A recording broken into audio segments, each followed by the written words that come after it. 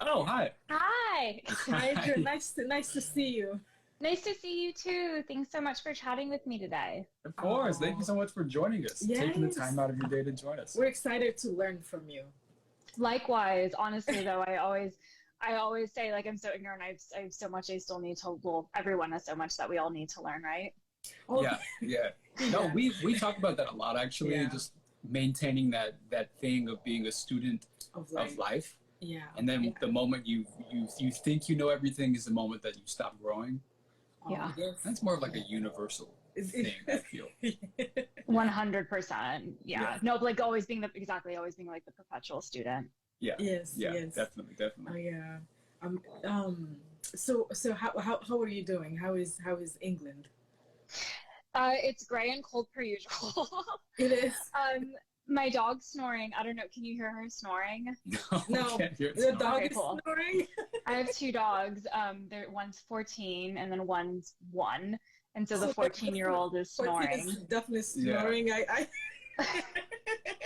Oh. Yeah, maybe I'll grab her in a minute to say hi. Yeah, But you if you can should hear later. her snoring at any point, like please let me know and like I'll interrupt her. We always have to hit like a reset button with her, my partner and I, when she snores too loud at night. Okay. Good. I'm sure someone in the audience, if they hear them snoring, they'll be like, actually, can you turn the volume down? No. No, they won't. No. You never How know. are you both doing? You're both in my hometown. I love it. Oh Yes, yes, yeah, yeah. We're it's doing sunny. well. Yeah, yeah, yeah. It's As you nice. know, it's nice. Yeah, Mhm. especially around this time of the year, Yeah. it's the perfect weather. It's like a fall until April, Yeah, as there we you go. know. There So we go. that's nice in the breeze. Yeah. But this, Perpetual cardigan weather. Yes, hmm I appreciate that. yes, yeah, Yeah. Mhm. yeah, yeah. So what was are we going to start? I'm going to ask you a few questions. Okay. After I go, I'm gonna go into the so how was your upbringing, your growth, and how was it like for you? I know you grew up in LA, so how was that? Yeah, I think I had an int I mean, I think I had an interesting upbringing. So, I came into the world not under the best pretenses. So, my father had kids from a marriage before my mom, Mm. and I had a half brother who passed away of leukemia at age 16. Oh And no, so, I'm at sorry. Cedar Sinai, and then I was born, 6 months later in the same hospital. And Mm. so I think that's maybe kind of an abnormal Yeah, story in terms of, yeah. how babies kind of maybe come into fruition in terms of, coming into the world not under like the best circumstances. But what's so interesting is that his name was Jeffrey, and the last book he read was The Great Gatsby, and so he named me Jordan. And then I have his initials, so Jeffrey Allen, so Jordan Ashley. Mhm. Oh, And my mom always said to me, like, it's so good that, you were born a daughter because I think it would have been really hard on yeah. your father had you been born a son. Yeah.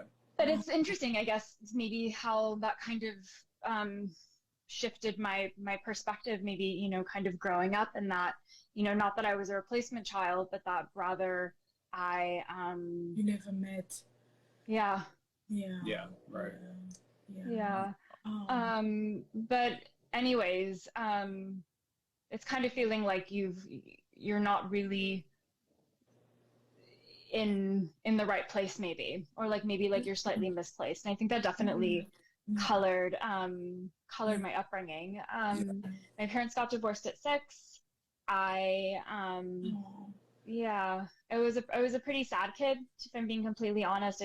yeah. I'm starting to unpack a lot of this. I'm in therapy right now, and I'm starting to unpack all of this in terms of kind of like childhood fragmentation and that how then, plays into Mm, our relationships as adults and our mm, perspectives and all of that. yeah, But the one thing I can say that I always loved doing is I always loved movement. I used to do dance when I was really little. yeah, I did figure skating, yes. and then I came to yoga, Mm, and that was a through line. that I would always return to in terms of different ways of expressing myself and expressing my body. And really just having the sense of not having to be anything for anyone, but just rather being present in myself. Yes. Oh, Yeah. yes. Wow. Yes. Oh Wow. my God. That's a lot, but that It's means a lot. Sorry. no. It's really Yeah. interesting, and Yeah. I think we've had conversations with people before about them using like physicality as a way to maybe express a lot of the pent up stuff that's going on, and there seems to be something very therapeutic with that. Yeah. You know, I mean, I guess I used to play a lot of sports. I used to be like a basketball player, run track, and I guess that was also kind of in the same realm. Yeah, it's like a refuge for you, right? In a way, right. And there's something just about like using your body in a particular way that is kind of a cathartic experience. Yeah. And like figure skating and dancing, that's very physical. And a lot of people may not think it is, but it's very taxing on the body. It's very challenging. Yeah. But yoga as well. I mean, that's something that I would love to just explore a little bit more. So I guess with yoga, what exactly with that that you found? Yeah, like what was so expressive about it? What was the thing that connected you to it, if that makes sense? Yeah, no, definitely. So it was an activity that I actually did a lot with my mom. My mom, was into yoga, and I used to, go to class with her when I was really little, and it was something that I enjoyed doing with her. But then later down the line, it became something that I wanted to just do on my own. And I think there's something really beautiful about kind of the anonymous practitioner, in that when you're in a dance class, or when if you're in a dance class as a kid, like you probably know, like a lot of the other, kids or their friends or people you go to school with, and with figure skating, it's also kind of like a tight-knit community. But I think one of the nice things about yoga in LA as well, because LA has so much yoga, is that you can just go to a studio anonymously and you can practice, but then you're also in a room with other people, and everyone has their own experiences and traumas and trials and tribulations, and you're going through the shapes and modifying along the way, making it easier, making it more challenging, but it's still you on the mat, but it's the collective experience that everyone is having, their own journey. And I think that to me is what really resonates, and it's something that I keep coming back to. It's changed a little bit as I've gotten older, in terms of not only just being physical, but also there's 7 other limbs of yoga as well. But I would say most people start off with the asana, or the physical practice. Okay. I'm thinking, I'm still back at the first, when you're sharing your story in my head. I'm just thinking with your mom and all the stories that she was sharing with you, a lot of the things that you found out about your brother, and just and also, as you were saying, I'm just imagining both parents not really being happy. They are happy, but they, at the same time, they have this deep loss they just experienced. And so, as you mentioned, that was just what you were sad. I'm in my head, I'm just feeling it was they were sad already, and that's what was around you, was the grief they were going through.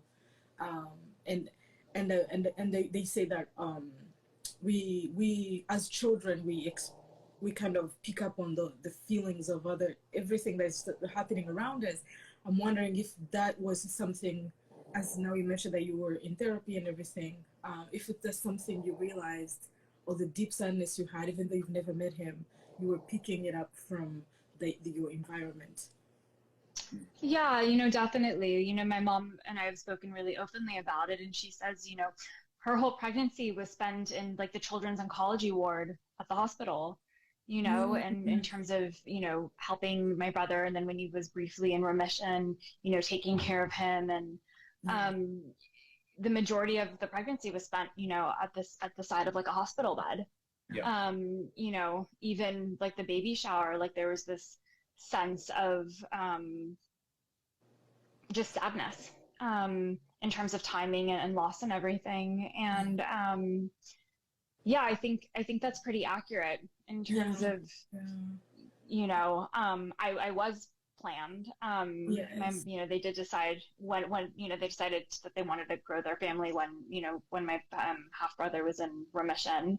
But still, it's kind of like, it feels in a way like I've always had this shadow. And I've never spoken about this before, but just when you said like, what was your childhood like? It's weird to kind of grow up in a house and see photos of a sibling that like you'll never meet, or that you'll never kind of engage with, but that you have a connection with because they chose your name, and which greatly I think shapes your identity in terms of like your namesake. Right. And then having two other half siblings as well who very much did grow up with him. So my half siblings are like 20 and 21 years older than me. They're a lot older than me. Yes. And so they had a whole huge childhood with him, and then it's kind of like, I don't know, this new kid comes in, and we didn't grow up in the same house. Yeah. Right. Yeah. You just Yeah. I can see how so much of a toll would take on one's soul. Just it makes a lot of sense, and I'm so sorry that was the beginning of your life. Yeah.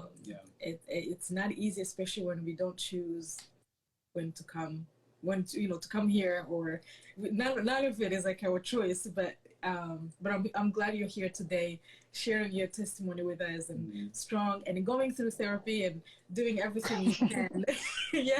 And doing everything you can to heal and help.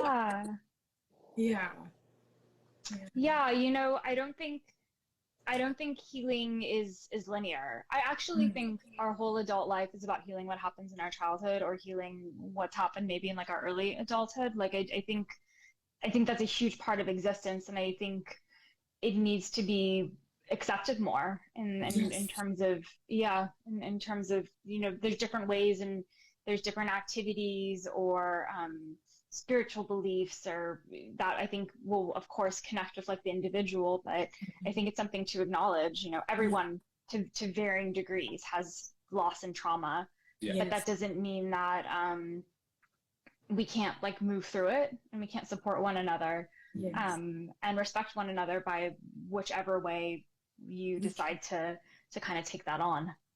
Yeah. I'm happy you mentioned trauma. A few years ago, I was told by my god sister that trauma is trauma, regardless if it's this big or if it's this big. And regardless if somebody really relates to it or not, trauma is trauma, and it affects you in the way that it affects you in particular, right? And I'm curious with dealing with trauma and helping not only yourself but others heal. Have you seen any sort of change in the dialogue surrounding healing with trauma, because it is such like an abstract thing a lot of times? Have you seen any change, any positive growth in those conversations?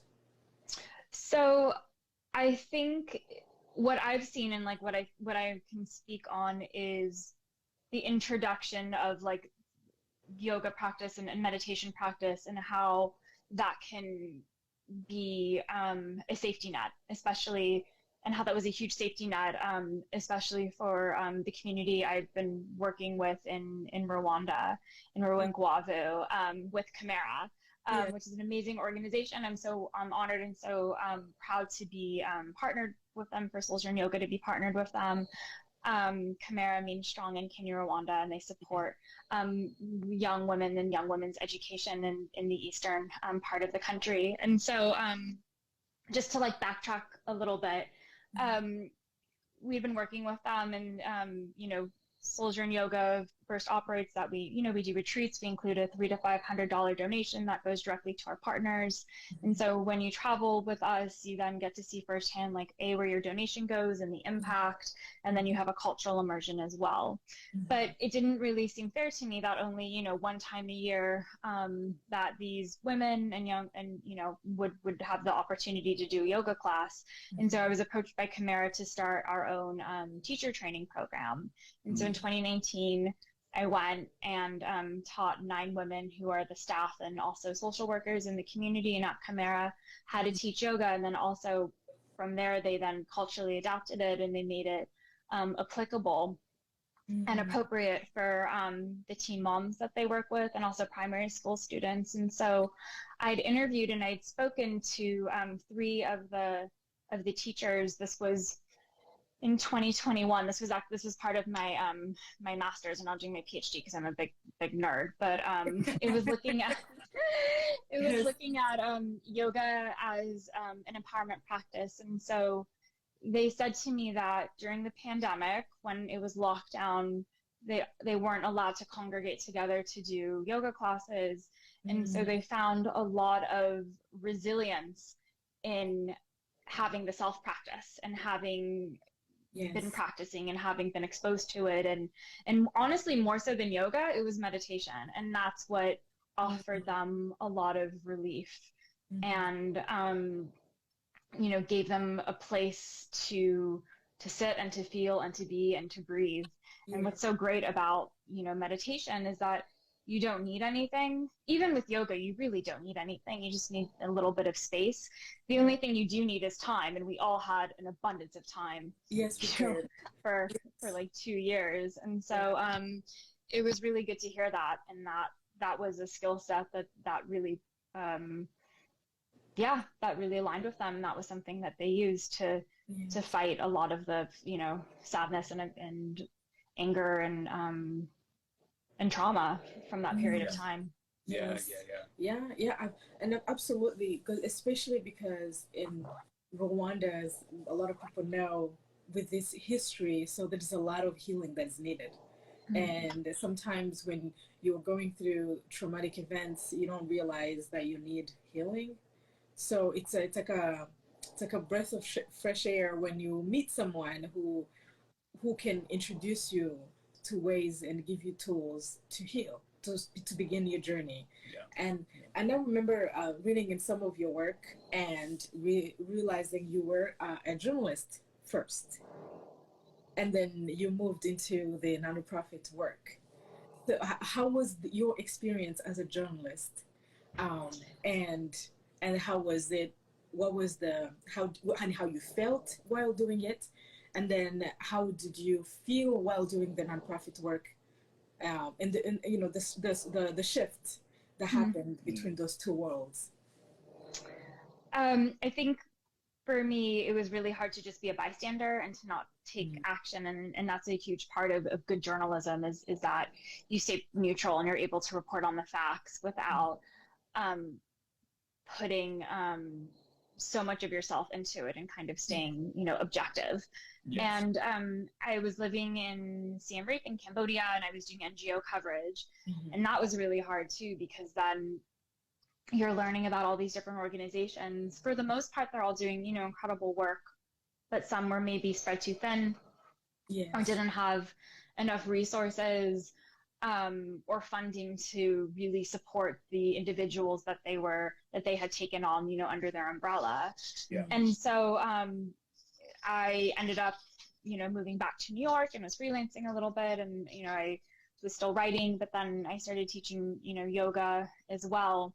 And then I saw that didn't really align with me either, just in terms of how like studios operate, and it's super political, and I think yoga teacher training should be decentralized. I think it really is something that anyone can learn. You don't need 200 hours. You don't need to pay like $3,000 dollars to pay the rent or the overhead of a brick and mortar space. And more so, I guess, there were a lot of retreats happening. So this was maybe 2012, 2013, and the retreats were going to places and destinations, but there wasn't any kind of give back But to me, like, if you can pay to go on a retreat, you should be able to donate. And Yeah. so, or bring supplies. Yes. I'm not saying to make it like a mission trip, but it's a luxury. It's a Yeah. luxury to be able to do that. And a lot of people don't want to equate wellness with luxury. But unfortunately, like, that's what it's become. It's a huge moneymaker. Yes. And my passion's always been, girls' education and young women's empowerment. That's always something that's, Yeah.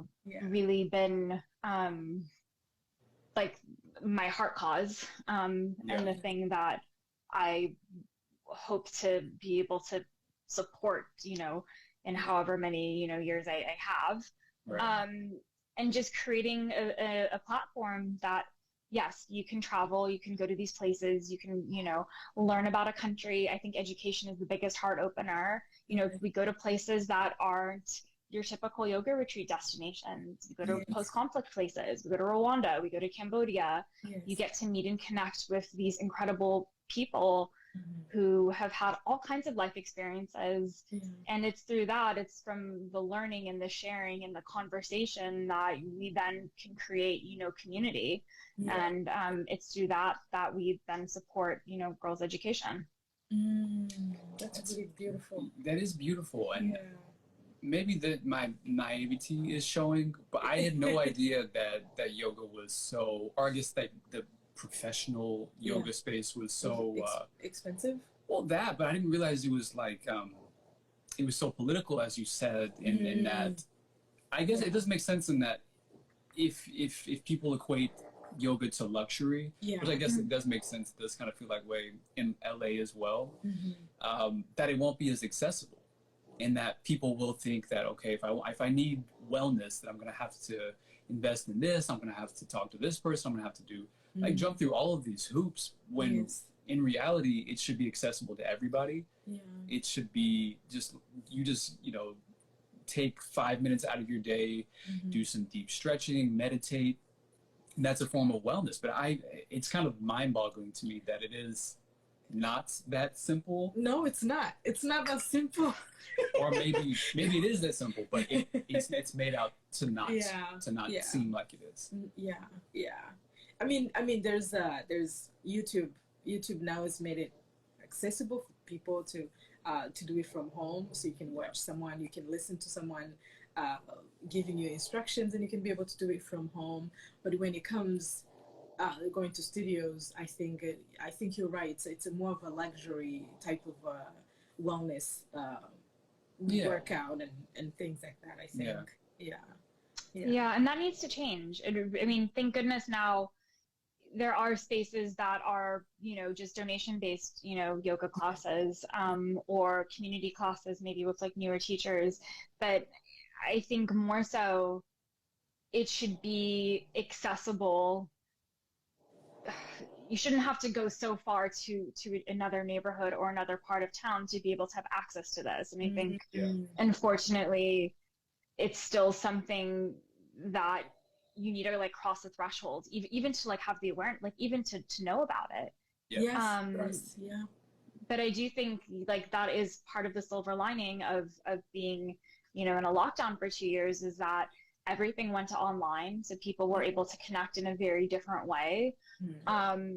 You were then able to like take classes from teachers, all over the world. There's a ton of free content, which is incredible. But I also think it needs to be representative of it needs to be more encompassing and more diverse and more accessible for different bodies, different ethnicities, sexual orientations, like everything.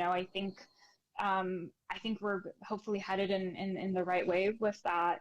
But that's why my whole thing with like our on the ground teacher training program is that I want the teachers, they're Rwandan, and it needs to come from within, and it needs to come from people in the community, because it's their magic that their students are going to connect with the most. It shouldn't be about, me coming in as a Westerner and as an American, teaching. I want to be able to do this and walk away, and that's it. They have what they need, to teach a class or to teach a meditation, and then they can put their own spin on it and really, make it, true to them. Yeah. Yes. Oh, Yeah.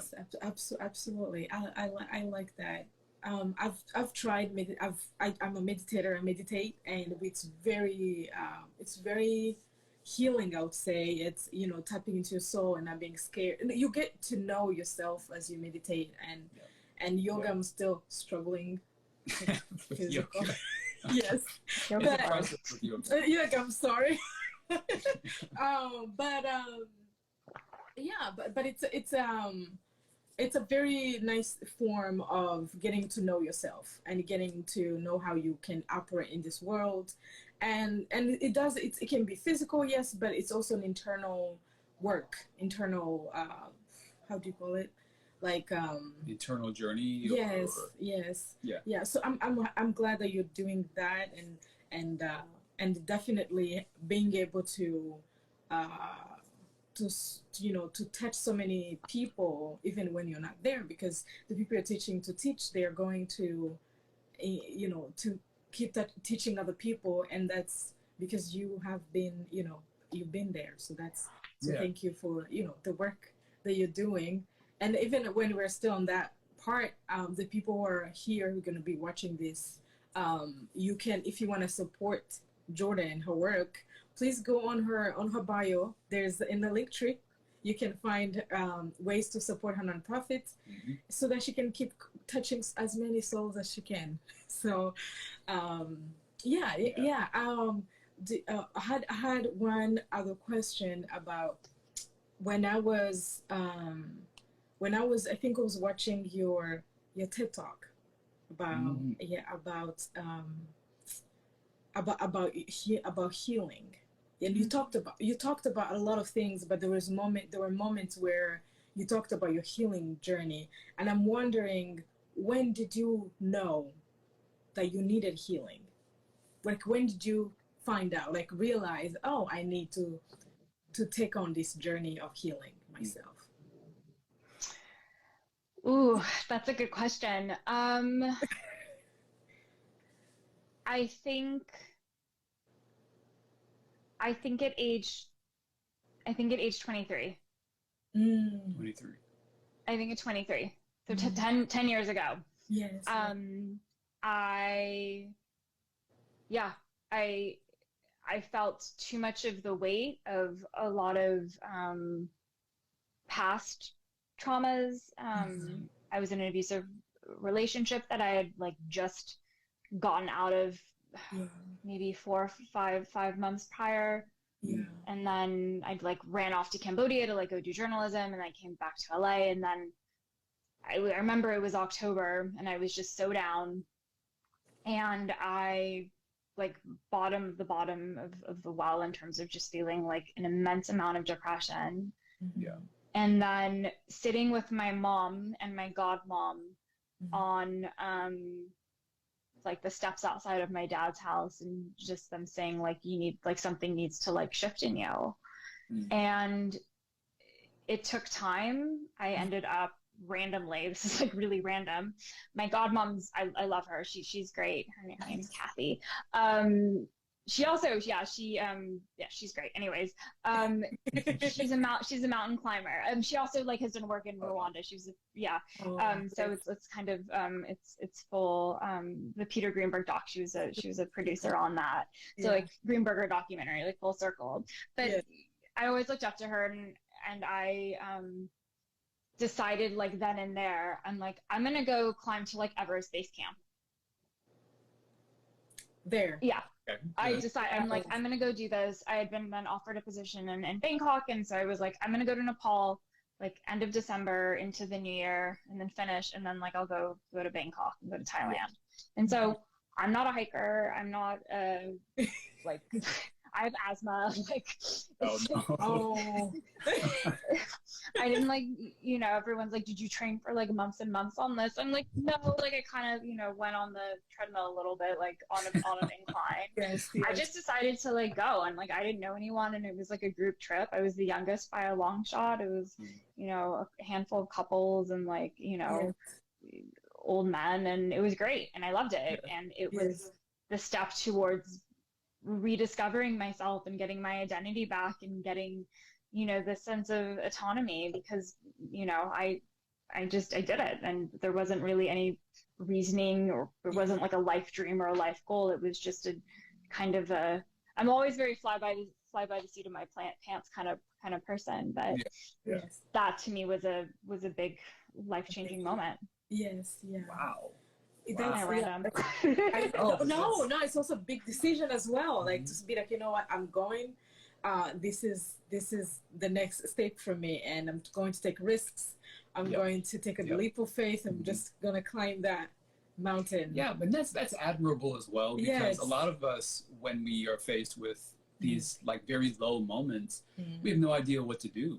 And even when we are given options or like given suggestions, you can do this, you can do that. A lot of times we're afraid to take those leaps of faith. And it's very admirable hearing that you're just like, I'm going to take this risk. You know, there's you know, there's far other options I have, I'm sure, but this is what I'm going to try to do. It's kind of extreme, but it's like, I think it's a testament to what kind of person you are and how you face adversity. Like in those moments, not many people would choose to, you know, go mountain climbing. You know, that's a great thing. I love that. I love that. Yeah. So when you came back, how did you feel? When you came back from it, how did you feel? From like on the decline, like down into once. So I was like one of the last people to like hit like base camp because I'm asthmatic. It was me and like, I think his name was Bob. He must have had like at least 50 years on me. So like I finished like and I'm the youngest, right? So you're not like, no, my asthma was like horrible. So like I finished maybe like a little bit ahead of Bob, but I just remember feeling so accomplished. Like I did it, even though like I struggled. Like it wasn't pretty. It was pretty. The whole thing was pretty arduous and horrible, and not horrible. It was the most physically challenging thing I've ever had to do. Not necessarily because it's like all up. It's like you're walking for like 9 hours at a time, which is a lot. And granted, like I put myself in that position, like no one forced me to do it. I did it for myself. But I definitely think from there and then moving somewhere completely, you know, new, it was a great reset button because it really gave me the sense of independence. Yes. Oh yeah. Yeah. Wow. That was impressive. I've always wanted to go mountain climbing. You should go do it. I would take him to Rwanda. There's a lot of hills. He will start with the hills and then it's the land of 1,000 hills. I know. Or take him to volcanoes and climb, go see the gorillas. We'll see. Yeah. I have a question though, kind of going back to helping these communities, and so you mainly focus with women, right? Is that right? So we support and we're partnered with girls' education initiatives on the ground. So I'd say for the most part it's like secondary, so like middle school age. So I would say like 12 to maybe 16, and then doing the teacher training program. So the first time was in Rwanda, and I'm actually hopefully, knock on wood, going back in January back to Camera because they just opened a beautiful leadership center, which I really can't wait to visit. But then part of my PhD work is working with 15 and 16-year-old Amazi, which means free people. The other definition people would know is Berber. Amazi young women in the High Atlas Mountains. And so I was there this summer teaching 15 and 16-year-olds. Oh, in Morocco. Sorry, in Morocco. In Amazi, in Morocco. Oh, because in Kinyarwanda, Amazi is water. Okay. So that was, because you mentioned about Rwanda, and I was like, you said Amazi, and I was like, oh, sorry. No. Yeah. All good. So, I mean, I'm curious if there's any, what's the right way to say this? Are there any men who sort of, like, what are the reactions from men with this? Because I know there's a lot of, like, I'm saying this because I come from a background, and not to like call anybody out, but men traditionally had a hard time with expression, with dealing with mental health and dealing with trauma, right? And anytime the conversation was brought up, it's usually met with like, just be a man, just, you know, deal with it and don't talk about it. It's just kind of like an unspoken rule in a lot of communities. Yeah. So I'm curious, like with your work, maybe on like the peripherals, has there ever been any sort of like positive reaction, or do you ever hear anything about that, or maybe even like transformative situations where someone's like, or a man is like, maybe, you know, maybe I want to join in, maybe I'm curious about that sort of growth in myself. Like, have you had any observations like that? Yeah, no, absolutely. So, two ways. So our retreats are for everyone, because Yeah. I want men to be a part of the conversation. I think it is so important and so integral for the conversation to change and to shift, is that, you know, girls' education and young women's empowerment, it needs support from men as well, because so much of, you know, their destiny relates to how men engage with them, and, you know, be it teachers or fathers or brothers or colleagues and whatnot. And so I think like that's vital. Yeah. And then so I was in Rwanda in February 2020. So it was the last trip, like right before the whole world shut down. And I did another incarnation of our on the ground teacher training, but it was mixed. So it was men and women. But what was so cool about it was that it was primary school teachers. Yes. And so I had like the science teacher, and I had like the PE teacher, just from Rwangwavu, from, you know, from the area that I was in. And it was interesting because it took time, because here, like, you know, big, like strong, like, you know, like men, and, you know, kind of a little skeptical of like, what's this yoga business? One of them even asked me like, isn't it only for girls? But then it was great to see them really challenged by it, especially like the balances, and to kind of, you know, be a little bit humbled by it. But then also at the same time, you could see like the sense of like serenity across their faces, like at the end when we would be in like rest, or, you know, doing kind of like forward folds, and, you know, just how at the end of it they said how much they really enjoyed it, and how they were going to do it like with their kids at home, and they couldn't wait till, you know, bring it into school as well. And you know, that was really fantastic to see and to witness. That's something. That's a I'm thinking like, if when I was a kid, I wish we had like a wellness center. Yes, I mean, I guess maybe we did. Maybe I'm just like repressing some memories, but I'm happy that these resources are available for everyone nowadays. Absolutely. And I was an emotional kid. I was very emotional. Yeah. I was like, I always needed to be able to express myself in some fashion.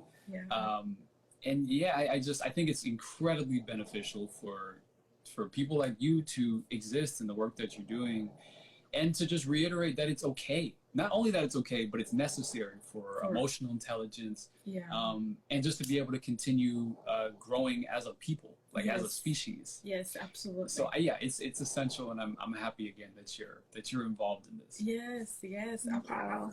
So what's next for you? There's a lot of people requesting to join, but I don't know if you know of them. But I had our mutual friend, come say hi to you. Yeah, Consolé? Yes. Can she join? We'll see. Soon she will. She will join soon and say hi to you. Yes. Yay. So what would you like for people to support you with your journey of, you know, helping other people, or how can they also begin a journey of helping others?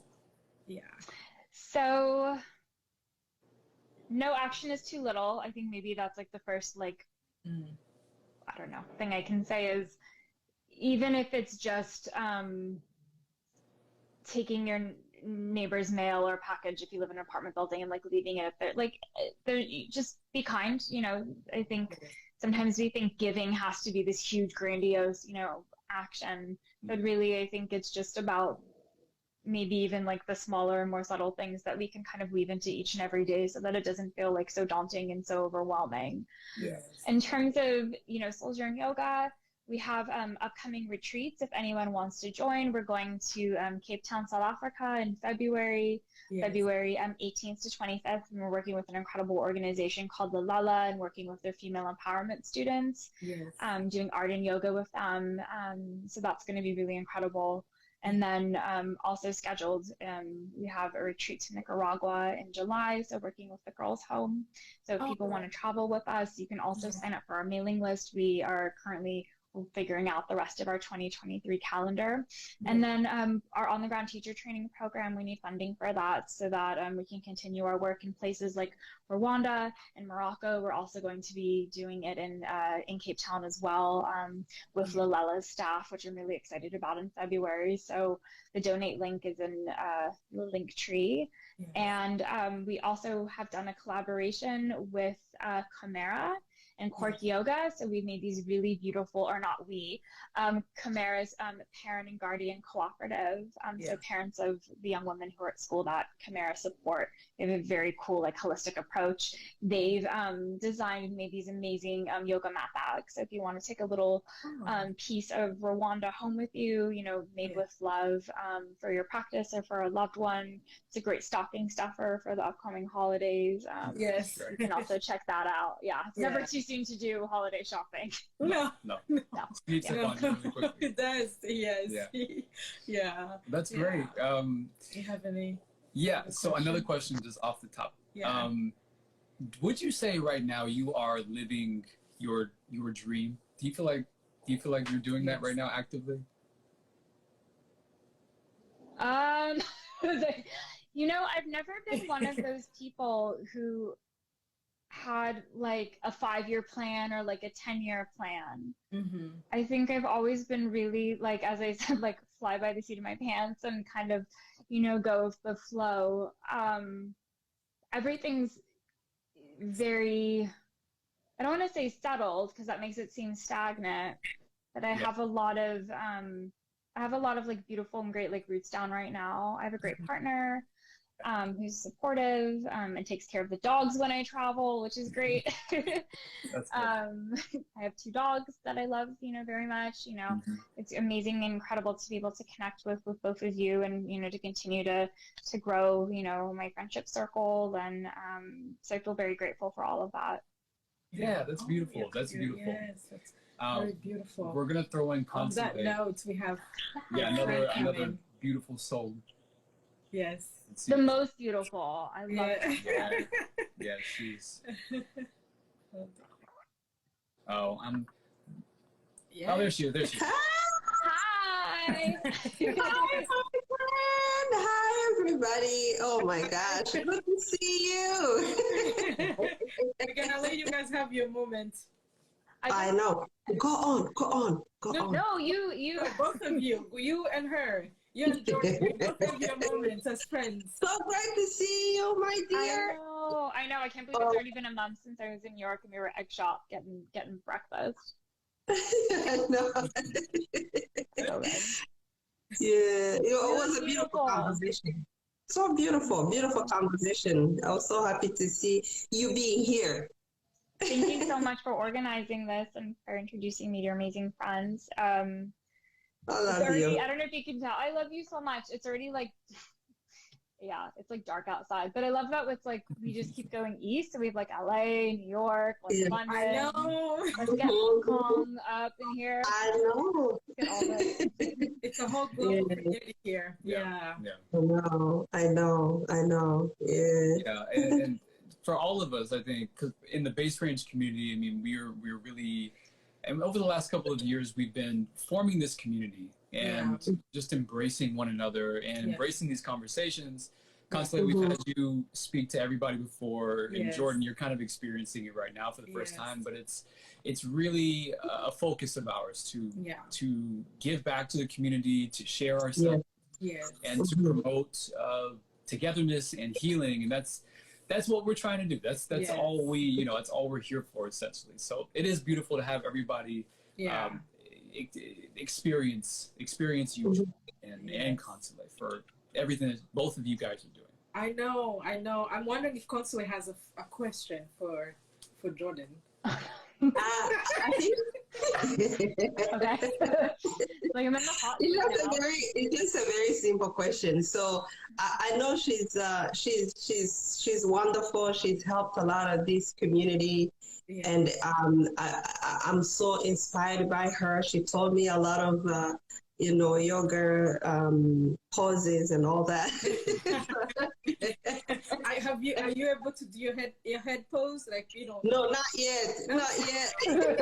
I'm still learning. Yeah, when she comes back to New York, definitely we'll continue learning. So she's truly an inspiration.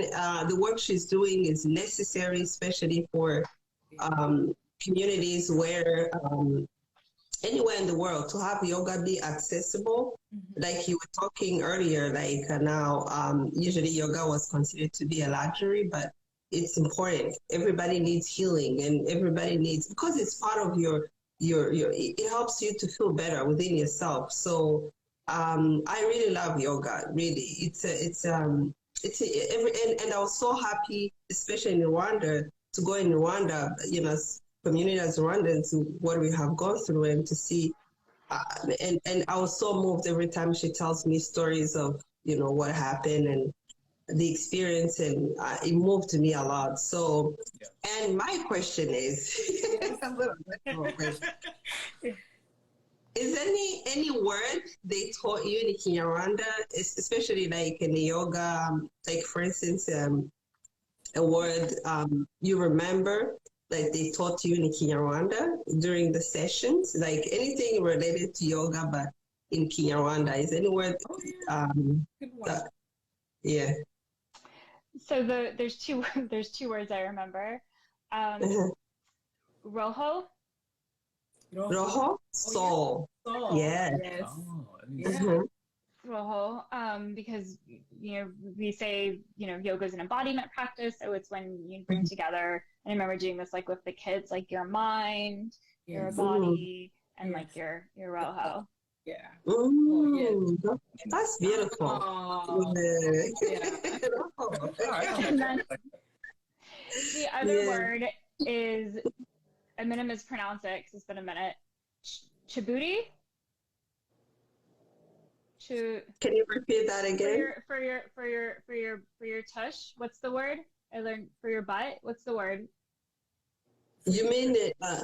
Can you repeat it? Maybe. I learned the word because for like downward facing dog, like I would say like lift, like stick your for your like bottom. What's the word for bottom? Oh, you mean ichibuno?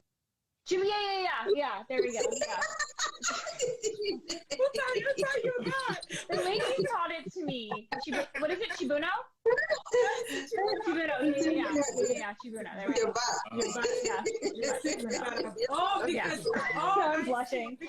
Yeah. That's so funny. That's so funny because Hilarious. in English, but a bat, it doesn't sound as when you say in the Kinyarwanda, you say ichibuno, it doesn't sound appropriate.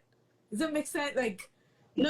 It's not yoga, it does sound appropriate because you have to say it. You have to be able to say important. stick your butt up. Yeah. That's why I said tush first, and I'm like, I'll say butt, like bottom, like in England, so it's like a bottom or like a bum, but like chibuno is just like like a bomb. chibuno. Yeah. That's such a great word. That's so funny. I like that. I also realized that some of your programs, it's called Wellness Wednesday. Yes. And which Console and I and Alex, we do a Wellness Wednesday every Wednesday on Instagram Live. Wow. And so we saw it on your website. I was like, oh my God, we have something in common and you call it Izuwa something? Is it what you mean, sun? Oh, for the yoga mat. So we called the yoga mat bag Izuba, which means sun, right? Or sun. Sun, yes. Yeah. Sun? Yeah. Mhm. Yeah. What else I remember? Yeah. Marajo, of course. Hello, and then Of course, the Marajo, it's very. and Maricosi. Maricosi. That's Murakoze. Thank you. Thank you. Yeah. Yeah. Thank you. Mhm. The Chibuno. Yeah. No, actually, you've learned a lot of words. I know. I'm You've learned the most important words, so which is The most good. Chibuno. is which one? The stick your butt up. Yeah. Yeah. That one you have to learn.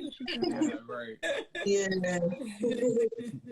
Yeah. Yeah. Oh, I know. That's so good. yeah. Yeah. So when am I going to see you in New York? Hopefully next year, like early next year. But you should come to LA because I'll be in LA before, so you should come meet us all in LA. I know. Oh yeah. I'll get her here. December. Are you Definitely. both around? We'll plan. Yeah. Yeah, We'll be- plan in the WhatsApp. Like we can Yes, have we an will. LA Yeah. meetup. Absolutely. Yeah. Yeah. So good to see you, and I'm so happy you had an amazing conversation here. I was Thank listening, you. and yeah, that was so beautiful. So Thank you so much. I miss you. We love I miss you everything. too. I love you. You too. all right. Oh, thank you so much, everyone. Thank you. Yeah, this was an incredible conversation with you. Thank you so much for trusting us with your testimony, with your words. We really feel humbled and honored to have been able to, to be in this space. So thank you so much. Thank you. Thank you. And very keep up much. with the good work. Yeah, Thank absolutely. you. I look forward to hanging out on the West Coast. Absolutely, yeah. It'll happen. It'll We happen. can do this in real life. And I for know everybody, it everybody in the Base Range community who joined us, who had any questions, we're sorry if we missed anybody's questions, but thank you so much for joining us on this beautiful conversation with Jordan and Consulate. And stay tuned. We'll be back with more lovely conversations, more topics, something of growth and community in the future. And thanks again for joining. All right. Thank you. Thank you. And bye. Thank you. Bye-bye. Yeah, so Bye.